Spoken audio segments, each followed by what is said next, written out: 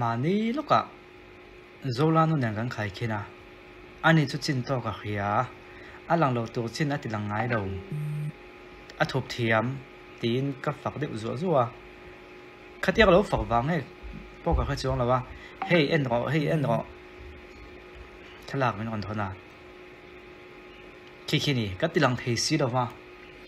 mà có chuyện tiếc các tỷ lần phá mong có thể thì hiện gần thì cua lăng mua hàng khăn này tốt mấy nào hết khai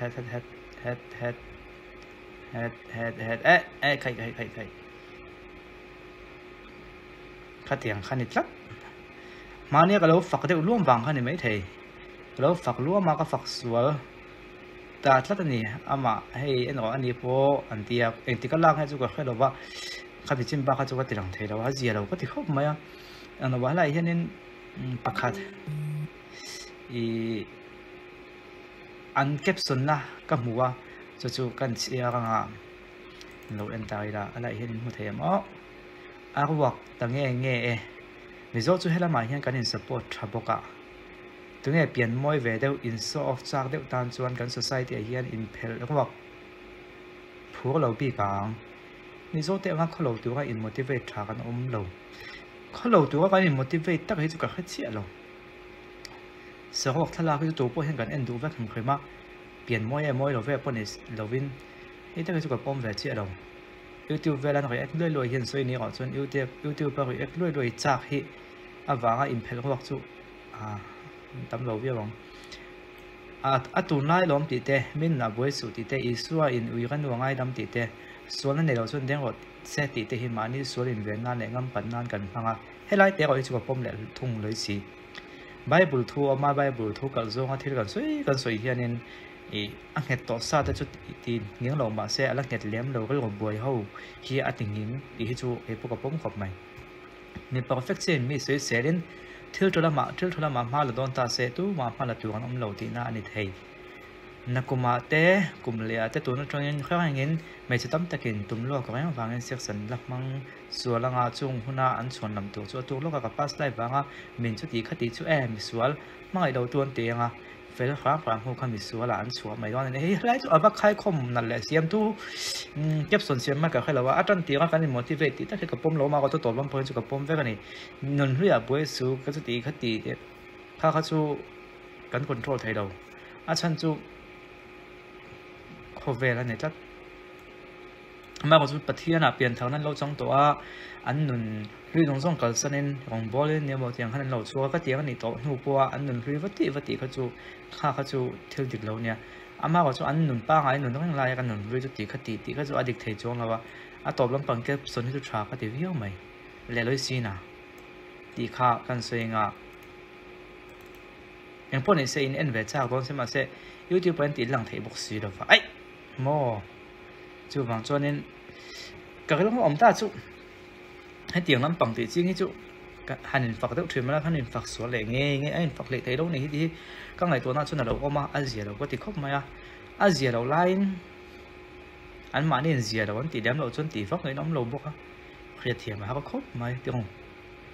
ให้เตียงน้ำปังที่เราเอ็กหลอกตัวก็ตีขัดตีกันต่างนาเงินเราเอ็กดูให้ดูทันว่าเทปอนเนี่ยเราว่ามีปุ๋ยดีมาเนี่ยเนี่ยตุนไทยได้ว่าสวมิทุสวยแต่ตีเวลเราเอ็กอมเยอะจะว่าจนวิวสัตว์เลี้ยมแต่ละวิวสัตว์เลี้ยมแต่ละวิวสัตว์เลี้ยมจนนี่กันเราเอ็กเราเตียวเดี๋ยวนี้ดันกับขยับเชิงขัดจนเราเอ็กโถมาเสให้เลี้ยมาก็ต้องกำเงี้ยอย่างมวยหลุดในเราเสร็จเลี้ยมาจนเราปุ๋ยเดียวแต่ขันเราเอ็กเราแต่เดียวว่ามาก็สู้เมียนั้นเราเอ็กกันเอ็นลุยจนเราจนเราปุ๋ยดำพวกขันเราเอ็กเวเขาอัลตร้าเทรนตาจุ่มจุดเตียงเดียวหวังส่วนมีปุ๋ยนั้นเอ็นดูเลยเต้นนิวส์อังเดียวใต้พิเรียงก็หมดที่จูเราเอ็กให้เราจ้าของช่วยนะจงฟังแต่จนพอจนเฮ้พอมินเราทนตุนต่ำมาเฮ้จูเกมา做錯เดี๋ยวนี้เกมา做錯เดี๋ยวนี้จูอันนี้จูจินตัวกับเฮียจูตีขัดตีตีดังเวงไอ้เราพวกเราพูดเรากัดตีเวลดูขาก็ทุกสวยก็สวยนะวิดีโอเขาทนขัดตีนั้นเราหูฟูไงมันนี่มันทนตะลุยไม่เอ็นดูเราหมดดูเราหมดเราหนีกันแค่หมดเลยmỗi thế mấyกันติดตัวไปแล้วนี่หมดเลยทีค่ะเอาแต่ไปเอาไหมก็เสียมจะ做กับส่วนนี้จูบางส่วนเหตุที่จูcái còn phải ép lâu thế cho nên rằng là bọn nó còn phải ép tổ phố mấy thế anh bố xuân sẽ khi thil là khi ali cao bờ này mò anh ấy còn xuân nó có thiệt một lắm mà còn chú thiệt này em lâu à khơi trong nhà số xuân này cái tổ là vậy thôn quần là quần tổที่ในtổ truyền xia khiที่เขาtổ truyền tụi cái mà còn thiệt bơi bờ tại trong lâu nanหลังlâu tổ lại chung chúกันหันหลังlâu khám phá màกันphim khúc tạc hinหันthì khám phá mà này khác gì đâu thế mấy tiếng tí hin lâu chắc về nghe hin lâu chắc cho tí hin nên heo truyền ba hey anh tí mấy đó này khác tiếng riêng anh tí là in mono chút mà mình không mua anh tí tới bây giờ là gì đó nó cần phiêu cho tí chuyện này thì phải làm được in mono chút khác mà nia YouTube bắt lạc đấy khác sáng một thân lạc khác tiếng gì mà khác tiếng gì khácกันต่างหัวหน้าพอปีจูอันข้างเตียงค่ะเสียชีวิตตัวค่ะดูตอนที่จุดนี้เวกเราหนักมากกว่าจูเองก็หมดส่วนไหนส่วนนึงอินเวนต์พอเฮียถ้าออกแม่ตัวอีตัวพัดเตียงกันตุยร้อนตุกเอาแล้วฉันขัดส่วนอินเรามากินเราติดมันวิวไม่เทียนเราตุยปุยวิวไม่เทียบกว่ามากกว่าจูขาทัดลากค่ะเอดิตอันนี้ตีสวยแต่มาแต่ส่วนนี้อามาเก้าหน้าไอจีแล้วมากันว่าเอ็นส่วนนี้ข้าเตียงทัดลากนัดเจี๊ยไม่ข้าเราออกมาไม่ก็ชูสวยตัวหันหัวเตะเด็ดตีบอกว่าชูหลังเลี้ยมเราว่าให้มีตัวนักมูลายแม่แค่นี้ตาสุดท้ายส่วนนี้ที่ตันนี่ตีข้าอันสวยอันนี้ดิเมลวิว่าดิปอมาก็ชูเทรนขัดที่น่าตักกันหมดที่ข้างกันเราทุกตักแค่ปุยแต่วิว่าเก็บพวกข้าน่าตักอันนี้ที่ข้างกันง่ายยังก่อนตีตาเนี่ยไม่ก็ชูทุกที่ก็ก็ส่วนที่ตันนี่ตีข้า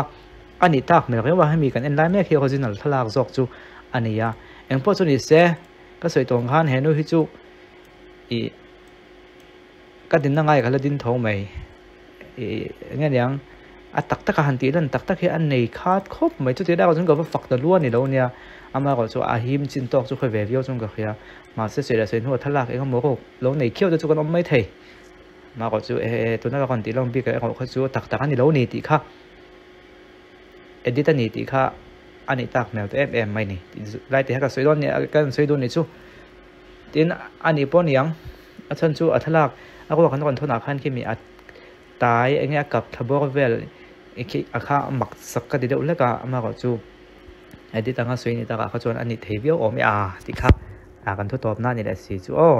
แล้วก็ใบขินห่วงแค่นั้นสติ๊กเกอร์ให้คิดชุ่มด้วยตัวไม่ชูวางส่วนนี้เบลชัดที่ก็ทางอากาศเดียกับเบลชัดที่ก็ลุงเลยเฮียนี่เหตุอย่างเบลชัดเทก็ปิ้งติปะเดี๋ยวก็เทฮีอันเราแรงมาแค่ก็ตีตัวโน้นเนี่ยแค่